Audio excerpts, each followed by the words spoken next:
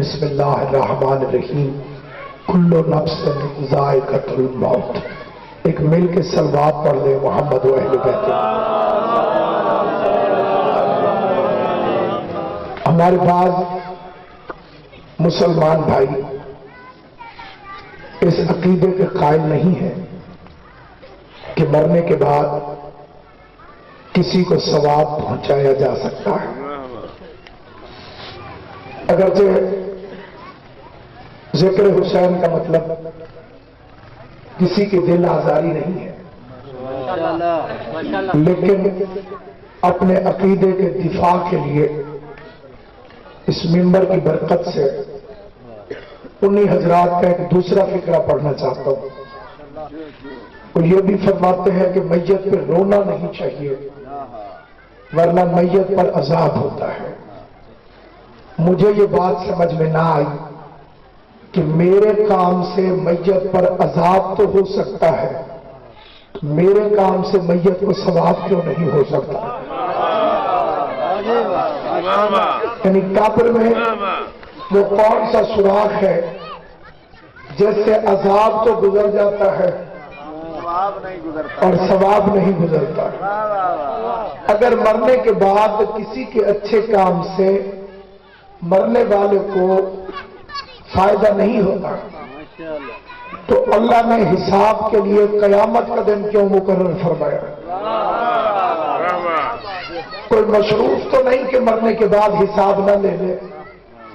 بات یہ نہیں ہے، بات صرف یہ ہے کہ خدا نے سورہ یاسین میں ارشاد فرمایا وَآثَارَهُمْ، ہم جو لکھتے ہیں لوگوں کے اعمال صرف ان کا عمل نہیں لکھتے بلکہ اس عمل کا اثر بھی لکھتے ہیں. مثلاً ایک بندے نے اگر کوئی نیک کام کیا، جب تک وہ نیکی پھیلتی رہے گی ثواب اسے ملتا رہے گا، اور اگر کوئی شرارت پھیلا گیا تو جب تک شرارت پھیلتی رہے گی اس کا حصہ اسے ملتا رہے گا. ایک بندہ درخت لگا کے مر جائے، یہ کیسے اللہ کی ذات کے شایع نشان ہو سکتا ہے کہ لوگ تو اس درخت کے سائے میں بیٹھ کر فائدہ اٹھاتے رہیں اور اللہ درخت لگانے والے کو ثواب نہ دے؟ سکول بنوانے والا بنوا کے چلا جائے، بچے اس میں پڑھتے رہیں لیکن سکول بنوانے والے کو فائدہ نہ ہو. کوئی بندہ علی سے محبت کرنے والا بیٹا چھوڑ جائے، بچہ علی علی کرتا رہے، باپ کو ثواب سے اللہ کیسے محروم رکھ سکتا؟ اس لیے سامعین گرامی، اصل میں بات یہ ہے کہ انسان کا حساب دو جگہ پہ ہوگا، ایک قبر میں اور ایک حشر میں. یہ فکرہ ذہن میں رہے تو میں تقریر کا رخ بدل دیتا ہوں تاکہ میں فلسفہ و منطق کے شہ نشین سے اتر کر پائین باغ عوام میں گفتگو کر سکوں اور ہر بندے کو میری بات سمجھ آئے.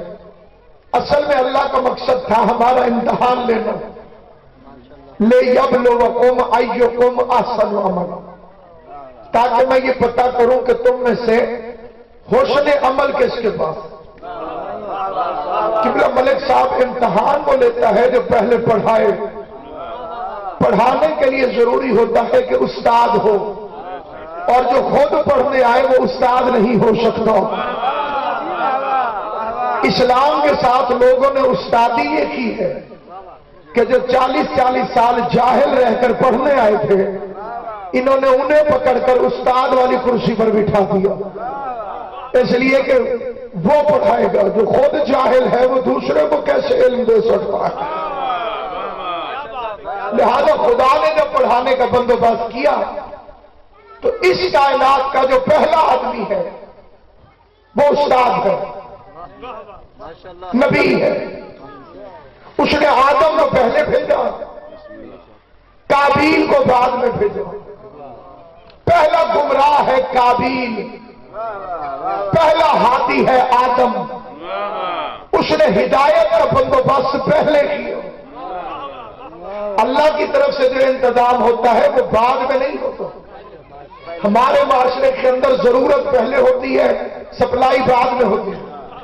خدا کی طرف سے ضرورت مند کو خدا بعد میں بناتا ہے، آسانی پہلے پیدا کرتا ہے۔ اس نے انسان کو بنانے کے بعد پانی نہیں بنایا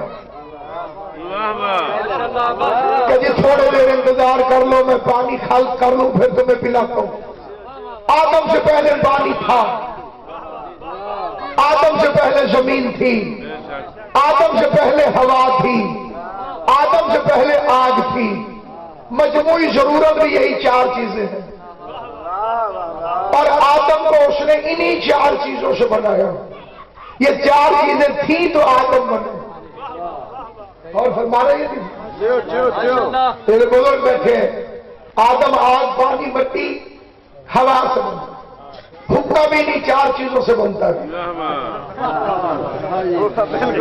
اتنے پریشان والی بات ہے، یہ ایک ایک قدم آپ آگے نہیں آ جاتے تاکہ پچھلے بھی ساتھ میں جائیں۔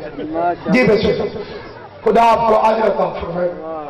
جیسے آپ نے زحمت کی ہے ایسے اللہ آپ کو کربلا اور نجف لکھ دیا۔ پچھلے بھی لیٹ فیس ہے، جہاں سکتے ہو آگے آ جائے۔ جی بس تقریر آخری ہے، اس کے بعد سر کا بچہ۔ میرے محترم اور مکرم شیعہ سنی مسلمان بھائیوں، پڑھانے والے کا خود پڑھا لکھا ہونا ضروری ہے۔ لہذا اللہ نے جب پہلا استاد مقرر کرنا چاہا، اس نے فرشتوں کے سامنے اعلان کیا، انی جاعل فی الارض خلیفہ، میں بنا رہا ہوں زمین کے لیے ایک خلیفہ۔ خلیفہ اللہ بناتا ہے، بندے نہیں بناتے۔ فرشتوں نے کہا کہ ہم تعداد میں زیادہ ہیں، حمد کرتے ہیں، تسبیح کرتے ہیں، ہمیں بنا۔ اللہ نے فرمایا کیونکہ بات پڑھانے کی ہے تو میں امتحان لے لیتا ہوں۔ اب میں اونی بے اسمائہم،